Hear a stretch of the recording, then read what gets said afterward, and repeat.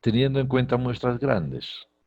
Pero en la práctica, cuando se trabajan con medias y diferencias de medias, generalmente se tienen muestras pequeñas. Tal es el caso de lo que tienen ustedes con sus encuestas, que son 10. Entonces, para solucionar ese problema de las muestras pequeñas, sobre todo sabiendo que la población se distribuye normalmente, pero que no se conoce la varianza poblacional, surge esta distribución. Por eso allí ustedes pueden leer que dice que surge del problema de estimar la media de una población normalmente distribuida cuando se trabaja con muestras pequeñas. Se utiliza para poblaciones normales cuando la muestra es menor de 30 elementos. Es lo que hemos tomado nosotros como muestra pequeña, ¿no? Aunque ahí entre paréntesis les coloco que algunos autores sostienen que la muestra sea menor de 50. Es decir, para muchos la consideran la muestra pequeña por debajo hasta 50. Y se desconoce la varianza poblacional. Entonces, ojo que aquí hay dos condiciones. La primera es que la muestra sea pequeña y la segunda que no se conozca la varianza poblacional. Nos presentan entonces una distribución que tiene las siguientes características. Si ustedes observan el gráfico, la curva que está de la más puntiaguda, digámoslo así, esa es la curva normal. Y las que están hacia abajo son las curvas T. Dicen las características que comparada con una distribución normal, la T es más baja en la media y más alta en los extremos. Pueden ver en el dibujo. Como el área bajo la curva tiene que ser 1, al ser más achatada en el centro, pues automáticamente tiene que ser más altas las colas. Por eso lo que dice es que tiene mayor parte de su área en los extremos que la distribución normal. Al igual que la normal, la media es 0. Tiene también es una curva asintótica y va de menos infinito a más infinito, igual que la normal. El área bajo la curva debe ser 1 para que sea función de probabilidad. Siendo la media es 0, la desviación típica depende de los grados de libertad. El error típico, recuerden que en la distribución de medias el error tipo es sigma sobre raíz de n. Entonces, ese error típico es mayor que 1, pero tiende a 1 a medida que la muestra tiende a infinito. Y al aumentar el tamaño de la muestra, la distribución T se aproxima a la normal como pueden ver en los dibujos. Allí tenemos con grados de libertad 1, que es la más bajita, y a medida que aumentamos los grados de libertad, se va aproximando a la curva normal. Para recordar el concepto de grados de libertad, dice que los grados de libertad son el número de valores elegidos libremente. ¿Qué significa eso? Que si yo tengo unos datos y quiero asignarles valores libremente, pues hay uno que va a depender de los anteriores. Miren, un ejemplo, si yo tengo dos datos y la media es 8, al decir que uno de ellos es 10, pues automáticamente el otro tiene que ser 6. No puede tomar valores libremente. Ese es el concepto de grados de libertad y que en general son n-1, donde n es el tamaño de la muestra. Ahí pueden ver, dice que si se tiene una muestra de 7 elementos con una media de 16, entonces solo 6 de esos 7 valores tienen libertad para asignarse un número. El otro queda sujeto. Entonces, aquí estamos insistiendo que los grados de libertad para la distribución T vienen dados por la expresión n-1. Al igual que en las distribuciones que hemos mirado, también la distribución T tiene su tablita. Miren, aquí tienen un ejemplo de la tabla de la distribución T, donde los valores están dados en función de la cola. No tiene el área acumulada, sino el área de una cola. Por ejemplo, para un nivel de significación de 5%, si es una prueba de una cola, entonces tendré que buscar pues el 0.05. Pero si no es de una cola, sino de dos colas, entonces tendré que buscar el 0.025. Y en la primera columna están los grados de libertad, n-1. Si yo tengo un nivel de significación del 5% en una cola y tengo una muestra de tamaño 10, tendría que buscar por el lado horizontal grados de libertad 9 e ir hasta la columna que tiene el 5% en una sola cola, 0.05, y entonces el valor de T sería 1.833. Si es un contraste unilateral, pues busco allí si es el 5%, el 10%, el 1%. Si es de dos colas, tengo que buscar la mitad de eso. Para el 5% busco el 2.5%. Si fuese el 1%, tendría que buscar el 0.005. Nosotros ya hemos trabajado intervalos de confianza, pruebas de hipótesis, etcétera, con la media. Si yo voy a trabajar una distribución normal con una muestra pequeña y donde se desconoce sigma, entonces debo utilizar la T.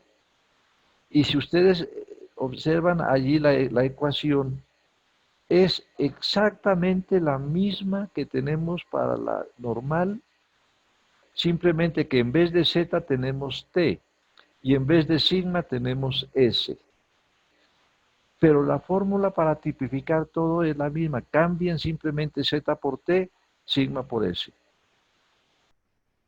¿Qué significa esto? Si yo tengo una prueba de hipótesis, como estoy hablando de la media, entonces la hipótesis nula tiene que ser que mu es igual a un valor K. La alternativa lo que nos va a decir si es un contraste de una o de dos colas. Para tipificar, entonces ahorita tenemos que el T es igual a x barra menos mu sobre s sobre raíz de n. Observen, la única diferencia es s. En este caso, pues n es el tamaño de la muestra, x barra la media muestral, mu la media poblacional que damos en la hipótesis nula, y lo importante es recordar que S es el estimador que se caracteriza porque tiene como denominador n-1. Esa es la diferencia que tenemos nosotros con respecto al S común y corriente que tiene como denominador n. ¿Sí? Cuando trabajamos con paquetes computacionales, estos paquetes automáticamente nos dan este valor, es decir, teniendo como denominador n-1. Y el T crítico, el que divide la zona de aceptación de la zona de rechazo, pues lo mismo que en los casos anteriores se obtiene en la tabla. Miren un ejemplo muy típico. Nos dice que una investigadora cree que en años recientes las mujeres han aumentado su estatura. Ella sabe que hace 10 años el promedio de estatura de una mujer adulta joven en la ciudad donde habita era de 63 pulgadas. No se conoce la desviación típica. Ella toma una muestra aleatoria de 8 mujeres jóvenes adultas que residen en la ciudad y mide sus estaturas y se obtienen los datos. Entonces, si yo planteo una hipótesis respecto a esta variable, pues tengo que partir de esos números, digamos, sueltos que se tienen. Preguntan entonces para esto que cuál es la hipótesis nula. Hay que recordar que en cualquier caso de los que hemos pasado y los que nos faltan, la hipótesis nula es la que tiene el igual, que no hay cambios, que no ha servido lo que hemos hecho, que no hay relación, etc.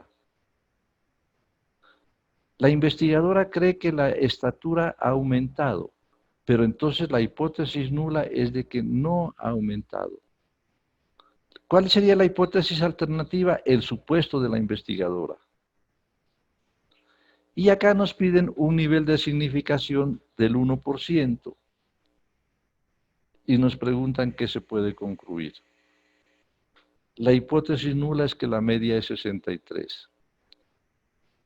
Hipótesis alternativa, la media mayor que 63.